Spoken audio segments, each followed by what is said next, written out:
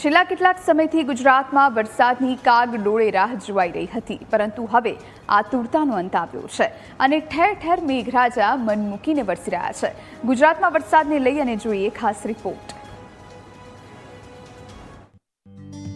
નવસારી શહેર અને જિલ્લામાં સવારથી જ વાદળછાયું વાતાવરણ છવાયું હતું।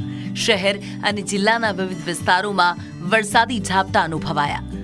જૂન માસ પૂર્ણ થયું હોવા છતાં વાવણી લાયક વરસાદ ન થતા ખેડૂતો ચિંતિત હતા।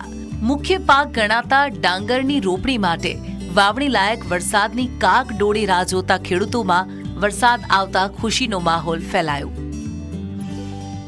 સુરત શહેરમાં વહેલી સવારથી જ મેઘરાજાએ ધમાકેદાર એન્ટ્રી કરી હતી। મોડી રાતથી શરૂ થયેલા મુશળધાર વરસાદના કારણે શહેરના અનેક વિસ્તારોમાં આશરે 2.5 થી 3 ઇંચ જેટલો વરસાદ નોંધાયો। ભારે વરસાદના પગલે અસહ્ય ઉકળાટ બાદ વાતાવરણમાં ઠંડક પ્રસરી ગઈ છે અને લોકોને કાળઝાળ ગરમીથી રાહત મળી છે, પરંતુ નીચાણવાળા વિસ્તારોમાં પાણી ભરાઈ જવાના દ્રશ્યો પણ સુરતથી સામે આવ્યા છે। અમરેલી અને સાવરકુંડલા પંથકમાં પણ ધોધમાર વરસાદ જામ્યો।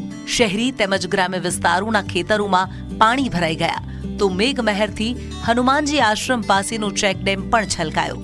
સાવરકુંડલાની નાવલી નદીમાં પૂર આવ્યું। પ્રથમ વરસાદમાં જ સ્થાનિક નદી નાળા ઓવરફ્લો થઈ ગયા। ચોમાસાના પ્રારંભિક આગમનથી ધરતીપુત્રોમાં ખુશીનો માહોલ જોવા મળ્યો હતો।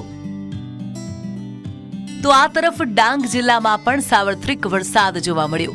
જિલ્લાના 3 તાલુકામાં ધોધમાર વરસાદ નોંધાયો। સૌથી વધુ વઘઈમાં 2 ઇંચ વરસાદ નોંધાયો હતો। પ્રવાસીઓ માટે આકર્ષણનું કેન્દ્ર ગણાતા સાપુતારામાં પણ વરસાદના કારણે કુદરતી સૌંદર્ય ચોમેર ખીલી ઉઠ્યું। લાંબા સમય બાદ આણંદ જિલ્લાના પેટલાદમાં પણ મેઘરાજાની મહેર જોવા મળી। પેટલાદ પંથકમાં ભારે પવન સાથે વરસાદનું આગમન થયું હતું। પેટલાદ સહિત આજુબાજુના ગ્રામ્ય વિસ્તારોમાં પણ વરસાદ જોવા મળ્યો।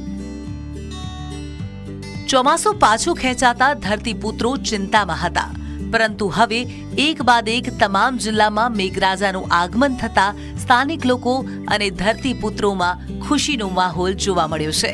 હવે આગામી સમયમાં વરસાદને લઈ ક્યાં કેવી પરિસ્થિતિ રહેશે તે જોવું રહ્યું। Bureau report, news capital.